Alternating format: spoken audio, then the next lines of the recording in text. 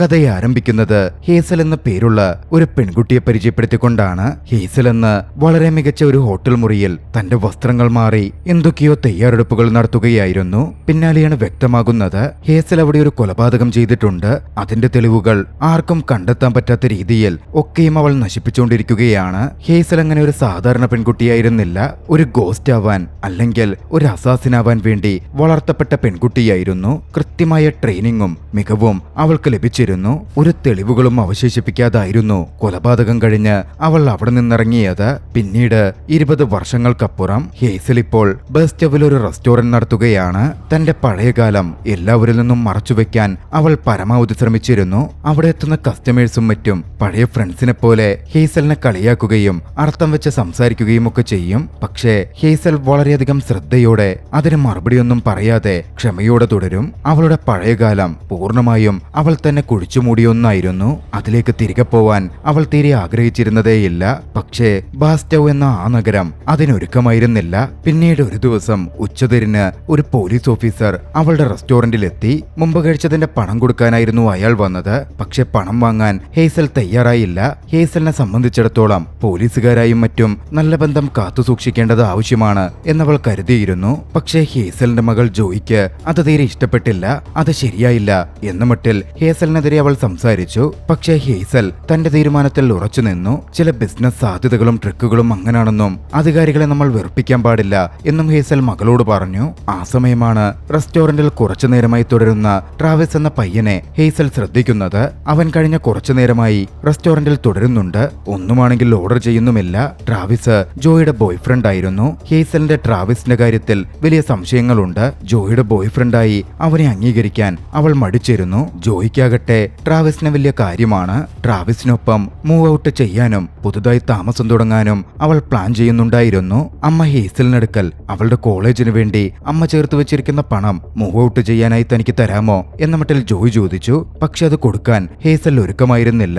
പക്ഷെ അത് പണം കൊടുക്കാനുള്ള മടികൊണ്ടായിരുന്നില്ല. മറിച്ച് ട്രാവിസ് ഒരുപക്ഷെ ജോയിയുടെ ഫ്യൂച്ചർ തന്നെ ഇല്ലാതാക്കിയേക്കും എന്ന് ഹേസൽ ഭയപ്പെട്ടിരുന്നു. അന്ന് അതിന്റെ പേരിൽ ഹേസലും ജോയും തമ്മിൽ വാക്കുതർക്കമുണ്ടായി. ഒടുവിൽ ഹേസലിനോട് ദേഷ്യപ്പെട്ടിട്ടായിരുന്നു ജോയ് പോയത്. അമ്മ സഹായിച്ചാലും ഇല്ലെങ്കിലും താൻ മൂവ് ഔട്ട് ചെയ്യും എന്നവൾ രോഷത്തിൽ പറഞ്ഞിരുന്നു. പിന്നീടാണ് ഒരു കാര്യം നടക്കുന്നത്. എലിയറ്റ് എന്ന പേരുള്ള ഒരു വ്യക്തി വന്ന് റെസ്റ്റോറന്റിൽ നിന്ന് ഭക്ഷണം കഴിച്ചു. പണം ചോദിച്ചപ്പോ കയ്യിൽ പണമില്ലെന്ന് പറഞ്ഞു. കുറച്ചു ദിവസമായി ഭക്ഷണം കഴിച്ചിട്ടെന്നും ഒരുപാട് വിശന്നപ്പോൾ കയറി കഴിച്ചതാണെന്നും അയാൾ തന്റെ അവസ്ഥ വിശദീകരിച്ചു. കൂട്ടത്തിൽ താൻ ഇങ്ങനെ നാടുവിട്ട് നാട്ടിലേക്ക് പോയിക്കൊണ്ടിരിക്കുകയാണെന്നും ഒരിടത്തും തനിക്കൊരു നിലനിൽപ്പ് കണ്ടെത്താൻ പറ്റുന്നില്ല എന്നുമൊക്കെ എലിയറ്റ് പറഞ്ഞിരുന്നു. ഹേസൽ അത് ശ്രദ്ധിച്ചു. എലിയറ്റിനെ സഹായിച്ചാലോ എന്ന് ഹേസലിന് തോന്നി. ഹേസൽ എലിയറ്റിന് റെസ്റ്റോറന്റിൽ ഡിഷ് വാഷിംഗും മറ്റുമായി ഒരു ജോലി നൽകി. കൂട്ടത്തിൽ അവിടെ തന്നെ താമസിക്കാൻ ഒരു റൂമും തയ്യാറാക്കി കൊടുത്തു. സന്തോഷത്തോടെ എലിയറ്റ് ആ ജോലി സ്വീകരിച്ചു. ഇതേസമയം മറുവശത്ത് ട്രാവിസും ജോയും അവരുടെ പ്രണയബന്ധവുമായി മുമ്പോട്ട് പോവുകയായിരുന്നു. അമ്മ പണം കൊടുക്കില്ല എന്ന വിവരം ജോയ് ട്രാവിസിനോട് പറഞ്ഞതും എങ്ങനെയെങ്കിലും അത് വാങ്ങിയെടുക്കാൻ ട്രാവിസ് അവളെ നിർബന്ധിക്കുന്നുണ്ടായിരുന്നു. പിന്നീടും ജോയ് അതിനെപ്പറ്റി വന്ന് ഹേസലിനോട് സംസാരിച്ചു. പക്ഷേ ഹേസൽ തന്റെ തീരുമാനത്തിൽ നിന്നും ഒരു ഇഞ്ച് പോലും അനങ്ങിയില്ല. അങ്ങനെയിരിക്കെ ഒരു ദിവസം പതിവ് പോലെ റെസ്റ്റോറന്റിൽ ഹേസൽ കസ്റ്റമേഴ്സിനെ ഡീല് ചെയ്യുമ്പോ അങ്ങോട്ടേക്ക് ട്രാവിസിനൊപ്പം കാറിൽ ജോയ് വന്നിറങ്ങുന്നത് കണ്ടു. ജോയ് എന്ന് ഒരു സൺഗ്ലാസ് ധരിച്ചിരുന്നു. ഹേസലിന് മുഖം കൊടുക്കാതെ മാറിപ്പോവാൻ അവൾ ശ്രമിക്കുന്നുണ്ടായിരുന്നു. ഹേസൽ അത് നോട്ടീസ് ചെയ്തു. ഒടുവിൽ ജോയെ പിടിച്ചു നിർത്തി അവളുടെ മുഖഭാവം കണ്ട് ആ കണ്ണാടി ഊരി മാറ്റി. അവളുടെ മുഖത്ത് അടികൊണ്ട് ചതന്റെ പാട് പ്രകടമായിരുന്നു. ട്രാവിസാണ് അത് ചെയ്തത് എന്ന് ഹേസൽ ഊഹിച്ചു. ജോയുടെ മറുപടിയും ഏറെക്കുറെ അതിന് പൂർണ്ണമായി തെളിവ് നൽകുന്ന രീതിയിലായിരുന്നു. ട്രാവിസ് അത് മനഃപൂർവ്വം ചെയ്തതല്ലെന്നും അവന് പെട്ടെന്ന് പറ്റിപ്പോയതാണ് എന്നുമൊക്കെ ജോയ് ഹേസലിനോട് പറഞ്ഞു. പക്ഷേ അതങ്ങനെ അങ്ങ് അംഗീകരിക്കാൻ ഹേസലിന് പറ്റുമായിരുന്നില്ല. ഹേസലിന്റെ ഉള്ളിൽ വല്ലാത്തൊരു വെറു തന്നെ ഉണർന്നു കഴിഞ്ഞു. ട്രാവിസിന്റെ ഫാമിലി ഡേഞ്ചറസ് ആണ് എന്നൊക്കെ ജോയ് വിളിച്ചു പറഞ്ഞെങ്കിലും ഹേസൽ അതൊന്നും ചെവികൊണ്ടതേയില്ല. നാളുകളായി അവൾ ഒളിപ്പിച്ചു വെച്ചിരുന്ന തന്റെ പഴയകാലത്തിന്റെ ഓർമ്മകൾ അവൾ പൊടിതട്ടിയെടുത്തു. തന്റെ തോക്കെടുത്ത് തന്റെ വസ്ത്രത്തിലേക്ക് അവൾ തിരികി. അധികം വൈകാതെ ആരുടെയും ശ്രദ്ധ പിടിച്ചു പറ്റാതെ ഹേസൽ അവിടെ നിന്നും ട്രാവിസിനെ തിരക്കി പുറപ്പെട്ടു. പിന്നാലെ ട്രാവിസ് ഉള്ള ഒരു പഴയ വർക്ക്ഷോപ്പിലേക്ക് ഹേസൽ വന്നെത്തുകയാണ്. ഹേസലിനെ കണ്ട ട്രാവിസിനാകട്ടെ മുഖത്ത് കനത്ത പുച്ഛമായിരുന്നു. അവൻ ചെയ്ത പ്രവൃത്തിയെപ്പറ്റി ഹേസൽ അവനെ എതിരിട്ടു. പക്ഷേ ഹേസലിനെ അവൻ കളിയാക്കുകയും ഒരു ഘട്ടത്തിൽ അവളെ അപമാനിച്ച് അവളുടെ മുഖത്തേക്ക് അവൻ തുപ്പുക പോലും ചെയ്തു. ഹേസൽ ഒട്ടും മടിച്ചില്ല. അവനെ കടന്നാക്രമിച്ചു, അടിച്ച് താഴെയിട്ടു. ഒടുവിൽ ചോരവാർന്ന അവസ്ഥയിൽ അവനെ പൊക്കിയെടുത്ത് തന്റെ വണ്ടിയുടെ ഡിക്കിയിൽ കൊണ്ടിട്ടു. അവന്റെ വായ ഒരു ടേപ്പ് കൊണ്ടടച്ചു. അവിടെ നിന്നും അവൾ വണ്ടിയോടിച്ചു പോയത് ആ ഭാഗത്തെ ഒരു വരണ്ട പ്രദേശത്തേക്കായിരുന്നു. അവിടെ കുഴിക്കപ്പെട്ടിരുന്ന ഒരു കുഴിക്ക് സമീപം അവൾ അവനെ നിർത്തി. ആ കുഴി നാളുകൾക്ക് മുമ്പേ അവൾ കുഴിച്ചിട്ടതായിരുന്നു. ട്രാവിസിനെ പരിചയപ്പെട്ട അന്ന് തന്നെ. ട്രാവിസിന്റെ സ്വഭാവത്തിൽ അവൾക്ക് ആദ്യമേ സംശയം തോന്നിയിരുന്നു. ഇത് ആവശ്യം വരും എന്നും അവൾ മുൻകൂട്ടി കണ്ടിരുന്നു. ട്രാവിസിനെ ജീവനോടെ അവൾ ആ കുഴിയിലേക്കിട്ടു. എനിക്കറിയാമായിരുന്നു എന്നെങ്കിലും നീ എന്റെ മകളെ ഉപദ്രവിക്കുമെന്ന്. നിനക്ക് വേണ്ടി ഞാൻ ഈ കുഴി തയ്യാറാക്കി വെച്ചിരുന്നതാണ്. അവൻ അവളെ അപമാനിച്ച രീതിയിൽ തന്നെ ഹേസലും തിരികെ ട്രാവിസിനെ അപമാനിച്ചു. അധികം വൈകിയില്ല.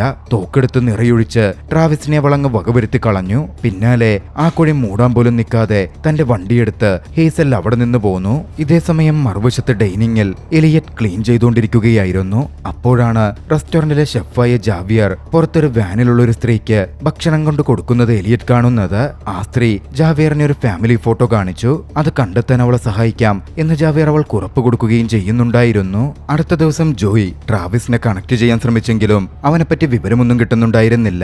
ഒടുവിൽ അവനെപ്പറ്റി അമ്മ ഹേസലിനടുത്ത് ചെന്ന് ജോയി ചോദിക്കുകയുണ്ടായി. ഹേസൽ ഒരുപാട് ശാന്തമായി നിന്നു. പിന്നാലെ പറഞ്ഞു, ട്രാവിസിനെ കണ്ട് ഞാൻ സംസാരിച്ചിരുന്നു. അവനെ കാര്യങ്ങൾ പറഞ്ഞ് ബോധ്യപ്പെടുത്തി. എല്ലാവരുടെയും നല്ലതിനു വേണ്ടി അവൻ നാട് വിട്ടു പൊക്കോളാമെന്ന് പറഞ്ഞു. പിന്നീട് അവർ തമ്മിൽ അധികം സംസാരമുണ്ടായില്ല.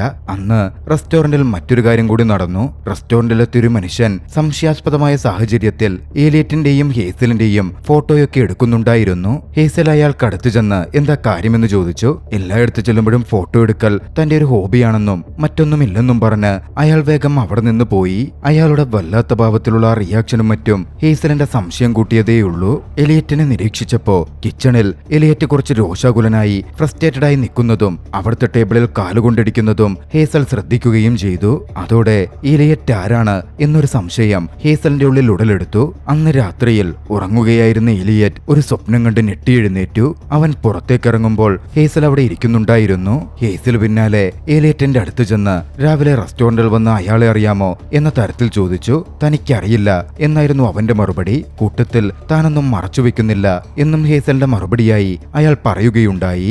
എലിയറ്റ് അവിടെ നിന്നും പുറത്തേക്ക് പോകുമ്പോ കാറിൽ മറഞ്ഞിരിക്കുകയായിരുന്ന റെസ്റ്റോറന്റിൽ ഉച്ചയ്ക്ക് വന്ന മനുഷ്യൻ എലിയറ്റിനെ ഫോളോ ചെയ്യുന്നത് ഹേസൽ കണ്ടിരുന്നു. ഇതിനു പിന്നിൽ എന്തോ ദുരൂഹതയുണ്ടല്ലോ എന്ന് ചിന്തിച്ച ഹേസൽ അവരെ പിന്തുടരാൻ ആരംഭിച്ചു.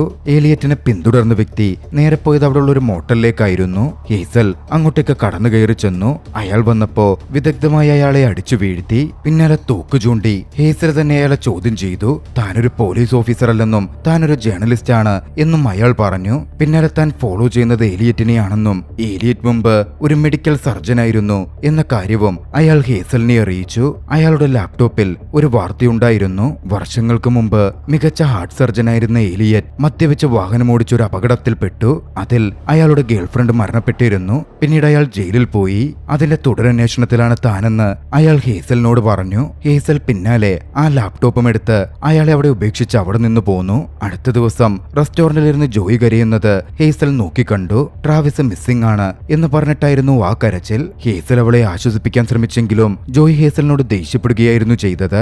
അവർ തമ്മിലുള്ള ബന്ധം കൂടുതൽ വഷളായിക്കൊണ്ടിരുന്നു. എഴുന്നേറ്റ് പോയ ജോയിക്ക് പിന്നാലെ ഹേസൽ ചെന്നു. പുറത്തെ വാതിൽ തുറന്നിറങ്ങാൻ നോക്കിയപ്പോൾ പുറത്ത് ഹില്ലെന്ന് പറഞ്ഞൊരു വ്യക്തി നിൽക്കുന്നുണ്ടായിരുന്നു. ഹില്ലിനെ കണ്ടതും ഹേസലിന്റെ മുഖം മാറി. ഹേസൽ മുമ്പ് അസാസിനായിരുന്ന സമയത്തുള്ള പരിചയക്കാരനായിരുന്നു ഹിൽ. അവരുടെ പഴയ ബോസായിരുന്ന വാൻ ജയിലിൽ നിന്ന് റിലീസായെന്നും വോനൊരു മീറ്റിംഗ് വെച്ചിട്ടുണ്ട്, പഴയ ഹാങ് ഔട്ടിൽ വെച്ച് അത് നടത്തപ്പെടും, ഹേസൽ പങ്കെടുക്കണം എന്നറിയിക്കാനായിരുന്നു ഹിൽ വന്നത്. ഹേസലിന് അതിൽ പങ്കെടുക്കാൻ താല്പര്യമുണ്ടായിരുന്നില്ല. പക്ഷെ പോകുന്നതിന് മുമ്പ് ഹിൽ പറഞ്ഞു, നിന്റെ മകൾ ജോയെ പറ്റിയുള്ള വിവരമൊക്കെ ഞങ്ങൾക്കറിയാം. കാര്യം വ്യക്തമായിരുന്നു. ഹേസൽ പങ്കെടുത്തില്ലെങ്കിൽ ജോയുടെ ജീവൻ അവർ അപകടപ്പെടുത്തും. അടുത്ത ദിവസം റെസ്റ്റോറന്റിൽ ബ്രേക്ക്ഫാസ്റ്റ് കഴിക്കുമ്പോൾ ഹേസൽ എലിയറ്റുമായി സംസാരിച്ചു. താൻ കണ്ടെത്തിയ വിവരങ്ങളെപ്പറ്റി എലിയറ്റിനോട് ചോദിച്ചു. ജേർണലിസ്റ്റിനെ പറ്റിയുള്ള കാര്യങ്ങൾ തിരക്കി. എലിയറ്റ് ഒടുവിൽ മനസ്സ് തുറന്നു. അന്ന് ഈ അപകടം നടക്കുന്നതിന് മുമ്പ് അയാളുടെ അച്ഛന്റെ ഹാർട്ട് സർജറി ആയിരുന്നു താൻ ചെയ്തത്. അതിൽ പക്ഷേ അദ്ദേഹത്തിന്റെ ജീവൻ രക്ഷിക്കാൻ സാധിച്ചില്ല.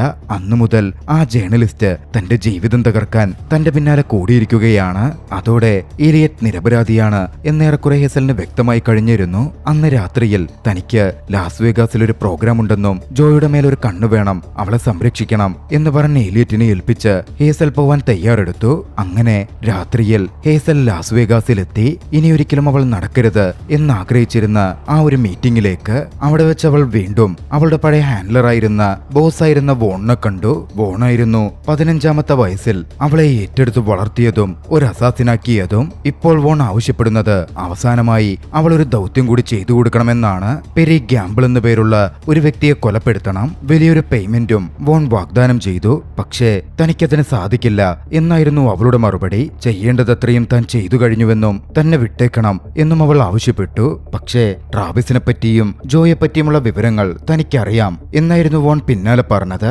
മെസ്സേജ് വളരെ ക്ലിയർ ആയിരുന്നു. ട്രാവിസിനെ പറ്റിയുള്ള വിവരങ്ങൾ അവർ ആവശ്യമെങ്കിൽ ജോയെ അറിയിക്കും, വേണമെങ്കിൽ ജോയെ വകവരുത്തുകയും ചെയ്യും. നേരിട്ടുള്ള ഭീഷണി തന്നെ, മറ്റു വഴികളൊന്നുമില്ലെന്ന് കണ്ടതും ഹേസൽ ആ മിഷൻ ഏറ്റെടുത്തു. അന്ന് രാത്രി തന്നെ അവിടെയുള്ള ഒരു കസീനോ ഹേസൽ സന്ദർശിച്ചു. പെരിയുടെ പ്രസൻസ് അവിടെയുണ്ട് എന്ന കാര്യം ഉറപ്പിച്ചു. അവൾ തിരികെ റെസ്റ്റോറന്റിലെത്തി.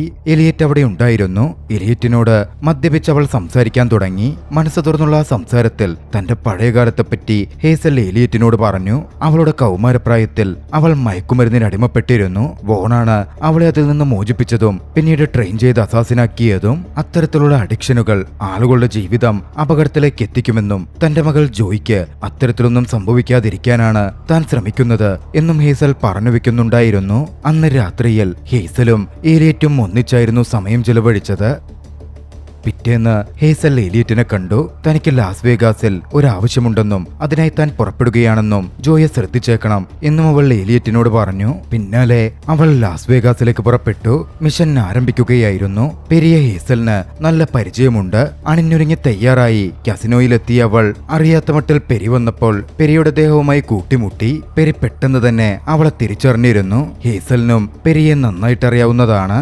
ഇരുവരും മുമ്പ് പ്രണയിതാക്കളായിരുന്നു. അവരുടെ പഴയകാലം അവന്റെ വിശ്വാസം പിടിച്ചുപറ്റാൻ ഹേസൽ ഉപയോഗിക്കാൻ ആരംഭിച്ചു. പെരിയവളെ തന്റെ മുറിയിലേക്ക് ക്ഷണിച്ചു. പിന്നീട് സംസാരിച്ച് ഡ്രിങ്ക് മിക്സ് ചെയ്യുന്ന സമയത്ത് വിദഗ്ധമായി ഹേസൽ പെരിയുടെ ഡ്രിങ്കിൽ ഒരു വിഷഗുളികയിട്ടു. പക്ഷേ അത് കുടിക്കുന്നതിനു മുമ്പ് സംസാരമധ്യേ പെരി ഹേസലിനോട് താൻ അവളെ ഇപ്പോഴും പ്രണയിക്കുന്നുണ്ട്, അവളെ പ്രണയിച്ച ശേഷം മറ്റൊരാളുമായി ഒരു ബന്ധത്തിലുമാവാൻ തനിക്ക് സാധിച്ചിട്ടില്ല എന്ന് ആത്മാർത്ഥമായി പറഞ്ഞു. പണ്ടവർ പിരിഞ്ഞതുപോലും പരസ്പരം തെറ്റിദ്ധരിക്കപ്പെട്ടുകൊണ്ടായിരുന്നു. പിന്നാലെ വിദഗ്ധമായി ഹേസൽ അവൻ ആ വിഷം കുടിക്കുന്നതിൽ നിന്ന് തടഞ്ഞു. അപ്പോഴാണ് പെരിക്കൊരു കോൾ വന്നത്. പെരി മാറിയപ്പോൾ ഹേസൽ വിഷം കലർത്തിയ മദ്യം ഒഴിച്ചു കളഞ്ഞു. ആ ഒരു നിമിഷത്തിൽ ഹേസൽ തിരിച്ചറിഞ്ഞു തനിക്കൊരിക്കലും പെരി അങ്ങനെ കൊല്ലാൻ സാധിക്കില്ലെന്ന്. അവളുടെ ഉള്ളിൽ അപ്പോഴും പെരിയോട് ചെറിയ സ്നേഹമുണ്ടായിരുന്നു. അടുത്ത ദിവസങ്ങളിൽ പെരിക്ക് ഹേസലിൽ നിന്ന് മെസ്സേജുകൾ വന്നു. വീണ്ടും റീകണക്ട് ചെയ്യാൻ പെരി ശ്രമിക്കുന്നുണ്ടായിരുന്നു. പക്ഷേ മറുവശത്ത് ഹേസലാകട്ടെ ആകെ കൺഫ്യൂസ്ഡ് ആയിട്ടിരുന്നു. എന്ത് ചെയ്യണമെന്നറിയാത്ത അവസ്ഥ. ഇതേസമയം വോണും ഹില്ലും ഹേസലിനെ നിരീക്ഷിച്ച് കാര്യങ്ങൾ മനസ്സിലാക്കുന്നുണ്ടായിരുന്നു. അവരുടെ മീറ്റിംഗ് റൂമിലേക്ക് ഒരാൾ കൂടി കടന്നു വന്നു. അത് എലിയറ്റ് ആയിരുന്നു. അപ്പോഴാണ് വ്യക്തമാകുന്നത് എലിയറ്റ് അവരുടെ ചാരനായി പ്രവർത്തിക്കുകയാണ്. ഹേസലിനെ പറ്റിയുള്ള വിവരങ്ങൾ പൂർണ്ണമായും അവർക്ക് കൊടുത്തിരുന്നത് എലിയറ്റ് ആയിരുന്നു. അടുത്ത ദിവസം ഹേസൽ റെസ്റ്റോറന്റിലായിരിക്കെ അങ്ങോട്ടേക്കൊരു പോലീസ് ഉദ്യോഗസ്ഥൻ വന്നു. നാട്ടിൽ കാണാതായിക്കൊണ്ടിരിക്കുന്ന ടീനേജേഴ്സിനെ പറ്റി ഹേസലിനോട് പറഞ്ഞു. മകളുടെ കാര്യത്തിൽ സൂക്ഷിക്കണമെന്ന് നിർദ്ദേശം കൊടുത്തു. ഹേസൽ പിന്നീട് ജാവേറിനടുക്കൽ അതിനെപ്പറ്റി ചോദിച്ചപ്പോ തനിക്കതിനെപ്പറ്റി അധികമൊന്നും അറിയില്ല എന്ന മട്ടിലായിരുന്നു ജാവിയർ മറുപടി പറഞ്ഞത്. പിന്നീടാണ് ഹിൽ അവരുടെ റെസ്റ്റോറന്റിൽ എത്തുന്നത്. ജോയ് ആയിരുന്നു ഓർഡർ എടുക്കാൻ ചെന്നത്. പക്ഷേ ഹില്ലിനെ കണ്ടതും പെട്ടെന്ന് ഹേസൽ അങ്ങോട്ടേക്ക് എത്തി. ജോയെ പറഞ്ഞുവിട്ട് ഹേസൽ അറ്റൻഡ് ചെയ്തു. ഹില്ല് ഹേസലിനെ വാൺ ചെയ്തു. പെരി അടുത്ത ദിവസം നഗരം വിട്ടുപോകും. അതിനു മുമ്പ് അവൾ അവളുടെ ജോലി തീർക്കണം, അല്ലെങ്കിൽ ജോയുടെ കാര്യം അപകടത്തിലാകും. ഹേസൽ വല്ലാതെ സ്ട്രെസ്ഡ് ആയിരുന്നു. എലിയറ്റിനടുക്കൽ പോയി ഹേസൽ വല്ലാതെ നിന്നു. എലിയറ്റ് അവളെ ചേർത്ത് പിടിച്ച് ആശ്വസിപ്പിച്ചു. തനിക്കിന്ന് ലാസ് വേഗാസിലേക്ക് പോകണമെന്നും അവിടെ കുറച്ച് പണിയുണ്ട് എന്ന് ഹേസൽ എലിയറ്റിനോട് പറഞ്ഞു. കൂട്ടത്തിൽ ജോയെ പ്രൊട്ടക്ട് ചെയ്തേക്കണേ എന്നും ആവശ്യപ്പെട്ടു. അന്ന് രാത്രിയിൽ എലിയറ്റിനോട് ബൈ പറഞ്ഞ് ഉറങ്ങുന്ന മകളെ നോക്കി ഹേസൽ പൂർണ്ണമായി എന്തോ തീരുമാനിച്ചുറപ്പിച്ച് ലാസ് വേഗാസിലേക്ക് പുറപ്പെട്ടു. ഹേസൽ പോയതിനു പിന്നാലെ എലിയറ്റ് വോണിനെ വിളിച്ച വിവരങ്ങൾ അപ്ഡേറ്റ് ചെയ്തു. ലാസ് വേഗാസിൽ എത്തിയതും പെരിക്ക് ഹേസൽ മെസ്സേജ് അയച്ചു. അവിടെ വെച്ച് മീറ്റ് ചെയ്യാമെന്ന് പറഞ്ഞു. പെരി വൈകാതെ അവരൊന്നിച്ച് നല്ലൊരു ഡിന്നറിനുള്ള അറേഞ്ച്മെന്റുകൾ നടത്താൻ തുടങ്ങി. അപ്പോൾ അപ്പോഴാണ് പെരിക്ക് ഒരു എൻവലപ്പ് കിട്ടുന്നത്. അതിൽ ജോയുടെ ചിത്രമുണ്ടായിരുന്നു. അതിനു പിന്നിൽ അവേഴ്സ് എന്ന് എഴുതി എച്ച് എന്ന് കുറിച്ചിരുന്നു. ആ സമയം ഒരു കാര്യം കൂടി വ്യക്തമാകുന്നു. ഹേസലിന്റെയും പെരിയുടെയും മകളാണ് ജോ എന്ന സത്യം. പക്ഷേ പെരിക്ക് എന്തെങ്കിലും ചെയ്യാൻ പറ്റുന്നതിന് മുമ്പേ പെരിയുടെ ഭാര്യ അങ്ങോട്ടേക്ക് കടന്നു വന്നു. അവിടെ ഹേസലും ഒന്നിച്ചുള്ള ഡിന്നർ അടക്കം തയ്യാറാക്കി വെച്ചിരുന്നല്ലോ. അതിനെപ്പറ്റി ഭാര്യ ചോദിച്ചപ്പോ നിനക്കൊരു സർപ്രൈസ് തരാൻ വേണ്ടി റെഡിയാക്കിയതാണിത് എന്ന മട്ടിലായിരുന്നു പെരി പറഞ്ഞത്. ഇതേസമയം മറുവശത്ത് ഹേസൽ തന്റെ പ്ലാനുകൾ തന്നെ മാറ്റിയിരുന്നു. പെരിക്ക് എൻവലപ്പ് അയച്ച് മകളെ പറ്റിയുള്ള വിവരങ്ങൾ പെരിയെ അറിയിച്ച ശേഷം തന്നെ ബ്ലാക്ക്മെയിൽ ചെയ്യുന്നവരെ തന്നെ വകവരുത്താനായിരുന്നു ഹേസലിന്റെ തീരുമാനം. ഹേസൽ നേരെ വോണിന്റെ അടുത്തേക്ക് ചെന്നു. ഗാർഡുകൾ അവളെ തടയാൻ ശ്രമിച്ചപ്പോ ആദ്യഘട്ടത്തിൽ അവരെ തന്നെ ഹേസൽ കൊന്നുതള്ളി. CCTV ക്യാമറയിലൂടെ ഹേസൽ വരുന്നത് വോൺ കണ്ടിരുന്നു. ഹില്ലിനടുക്കൽ അവളെ അങ്ങ് കൊന്നേക്കാൻ വോൺ ഉത്തരവിട്ടു കൊടുത്തു. പിന്നെ പറയണ്ടല്ലോ, അടുത്തതായി ഹേസൽ എതിരിട്ടത് വോണിനെയായിരുന്നു. പോരാട്ടം നടന്നെങ്കിലും വളരെ പെട്ടെന്ന് തന്നെ ഹില്ലിനെ വകവരുത്താൻ ഹേസലിനായി. ഒടുവിൽ ഹേസൽ വോണിന് മുമ്പിലെത്തി. ഹേസൽ വെടിയുതിർത്തപ്പോൾ വോണിന്റെ ഷോൾഡറിൽ അത് പരിക്കേൽപ്പിച്ചു. കൊല്ലപ്പെടാതിരിക്കാൻ വോൺ ഹേസലിനോട് സംസാരിച്ചു. എലിയറ്റ് തന്റെ ആളാണെന്നും അവളെപ്പറ്റി എല്ലാ വിവരവും തനിക്കറിയാം എന്ന മട്ടിലൊക്കെ വോൺ പറഞ്ഞു. ഹേസലിന് അത് ചെറിയ ഷോക്കിംഗ് എക്സ്പീരിയൻസ് ആയിരുന്നു. പിന്നാലെ വോൺ പെട്ടെന്ന് ഹേസലിനെ ആക്രമിക്കാൻ ശ്രമിച്ചു. അതിൽ നിന്ന് കുതറിമാറിയ ഹേസൽ വോണിനെ വെടിവെച്ചു കൊന്നു. വൈകാതെ വൃത്തിയായി ഹേസൽ വീട്ടിലേക്ക് മടങ്ങിയെത്തി. ജോയുടെ മുറിയിലേക്ക് ചെന്ന് ജോയ് സുരക്ഷിതയാണ് എന്ന കാര്യം ഉറപ്പുവരുത്തി. ഹേസലിന്റെ ജീവിതത്തിലെ വലിയ പ്രശ്നങ്ങൾ അവിടെ അവസാനിക്കുകയായിരുന്നു. അടുത്ത ദിവസം അവൾ പതിവ് പോലെ റെസ്റ്റോറന്റിൽ ചെന്നു. ഏലിയറ്റ് അവിടെ ഉണ്ടായിരുന്നിട്ടും കഴിഞ്ഞ ദിവസം താൻ അറിഞ്ഞ വിവരങ്ങൾ കൊണ്ട് ഏലിയറ്റിനെ അവൾ കാര്യമായി മൈൻഡ് ചെയ്യുന്നുണ്ടായിരുന്നില്ല. എലിയറ്റ് അതിൽ കുറച്ച് കൺഫ്യൂസ്ഡ് ആയി. ഇതേ സമയം ഹേസലും മകളും തമ്മിലുള്ള ബന്ധം കുറച്ചുകൂടി ഊഷ്മളമാവാൻ ആരംഭിച്ചു. അമ്മയെ മനസ്സിലാക്കാൻ ജോയിക്ക് സാധിക്കുന്നുണ്ടായിരുന്നു. ആ സമയമാണ് പെട്ടെന്ന് അവിടെ റെസ്റ്റോറന്റിന്റെ പുറകുവശത്തായി രക്തത്തിൽ കുളിച്ച് ട്രാവിസ് കടന്നുവരുന്നത്. ജോയോട് തന്റെ കൂടെ പുറത്തേക്ക് വരാൻ അവൻ ആവശ്യപ്പെട്ടു. ഹേസലിനടുത്തെത്തി തനിക്കൊരു ഫ്രണ്ടിനെ കാണാൻ പോകണം എന്ന് പറഞ്ഞവൾ പുറത്തേക്ക് ഇറങ്ങി. സംശയം തോന്നിയ ഹേസൽ അവളുടെ പിന്നാലെ ചെന്നു. അങ്ങോട്ടേക്ക് ചെല്ലുമ്പോൾ ഷെഫായ ജാവിയറിനെയും കാണുന്നുണ്ടായിരുന്നില്ല. അവിടെ ഉണ്ടായിരുന്ന ഏലിയറ്റിനോട് അവരെ കണ്ടോ എന്ന് ചോദിച്ചപ്പോ ഇല്ലെന്നായിരുന്നു അവന്റെ മറുപടി. പിന്നീട് കുറച്ച് സംസാരിക്കാമെന്ന് പറഞ്ഞ് ഹേസൽ വേഗം അവിടെ നിന്ന് മാറി. പുറത്തേക്കിറങ്ങി അവൾ കണ്ടത് ജാവിയറിനെ ഒരു അപരിചിതൻ എടുത്തിട്ടിടിക്കുന്നതായിരുന്നു. അയാളെ തടയാൻ ഹേസൽ ശ്രമിച്ചു. ജാവിയർ വാനിൽ സംരക്ഷിച്ചിരുന്ന ആ ഒരു പെൺകുട്ടിയെ പിടിച്ചുകൊണ്ടുപോകാൻ മറ്റൊരാൾ ശ്രമിക്കുന്നുണ്ടായിരുന്നു. ഹേസൽ അതിനെ തടയാൻ ശ്രമിച്ചതും ഒരു വെടിയൊച്ച ഉയർന്നു കേട്ടു. ഹേസലിന്റെ ശരീരത്തിലേക്ക് ഒരു ബുള്ളറ്റ് തുളഞ്ഞു കയറിയിരുന്നു. കണ്ണുകൾ അടയുന്നതിന് മുമ്പ് ജാവിയറിനെയും ആ പെൺകുട്ടിയെയും ആരൊക്കെയോ വണ്ടിയിൽ പിടികൂടി കൊണ്ടുപോകുന്നത് ഹേസൽ വ്യക്തമായി കണ്ടു. ശബ്ദം കേട്ട് ഏലിയറ്റ് അങ്ങോട്ടേക്ക് ഓടി വന്നിരുന്നു. വെടിയേറ്റ ഹേസൽ അവശതയിൽ ഏലിയറ്റിന്റെ കൈകളിൽ കിടന്നു. ഒരു രണ്ടാം ഭാഗത്തിന് തുടക്കമിട്ടുകൊണ്ട് ചലച്ചിത്രം അവിടെ അവസാനിക്കുകയാണ്. രസകരമായ ഈ ഒരു ആക്ഷൻ ചലച്ചിത്രം നിങ്ങൾക്കിഷ്ടമായെങ്കിൽ വീഡിയോ ലൈക്ക് ചെയ്യുക. അഭിപ്രായങ്ങളും നിർദ്ദേശങ്ങളും കമന്റുകളിൽ രേഖപ്പെടുത്തുക. കഴിയുമെങ്കിൽ ചാനൽ സബ്സ്ക്രൈബ് ചെയ്തും കൂട്ടുകാർക്ക് ഷെയർ ചെയ്തു കൊടുത്തും ഞങ്ങളെ സപ്പോർട്ട് ചെയ്യുക. അടുത്ത എപ്പിസോഡിൽ മറ്റൊരു മികച്ച ചലച്ചിത്രവുമായി നമുക്ക് കണ്ടുമുട്ടാം. അതുവരെ ബൈ.